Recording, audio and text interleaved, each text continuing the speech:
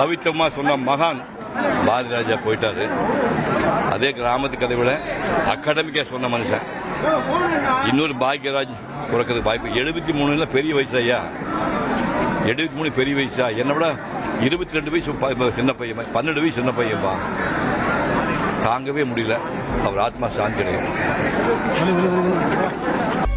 எல்லாருக்கும் தெரிஞ்ச ஒரு விஷயம் தான். இஸ் அ ஜென்டில்மேன், ரொம்ப டேலண்டடு. அக்கா எப்படி தாங்க போகிறாங்கன்னு தெரில. Think what's Shantanu and daughter எல்லாம் என்ன பண்ண போகிறாங்கன்னு தெரியல. I just pray for his soul to rest in peace and all condolences to his family. நீங்கள் அவங்க கூட ஒர்க் பண்ணியிருக்கீங்க, அவர் எப்படிப்பட்ட எல்லாருக்கும் தெரிஞ்ச படங்கள் பார்த்து தான் வந்து படம் பண்ணவே வரோம். ஆனால் என் படம் வந்த உடனேயே வந்து தனக்கு ஈக்குவலான ஒரு திரைக்காசிரியர் வந்திருக்காரு அப்படின்னு சொல்லிட்டு பாக்யாங்கிற அவர் நடத்துகிற பத்திரிக்கையில் எனக்கு ஒரு அப்ரிசியேஷன் கொடுக்குறாரு. இது எப்படி இருக்குதுன்னா, ஒரு ஆசான் வந்து கற்றுக் கொடுத்தது மட்டும் இல்லாமல் தட்டி கொடுக்கவும் செய்யணும் அப்படிங்கிறத வந்து அவ்வளோ அழகாக எனக்கு உணர்த்திட்டு போயிருக்காரு.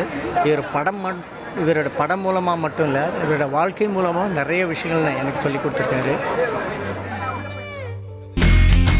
இனி செல்லும் இடமெல்லாம் செய்தி.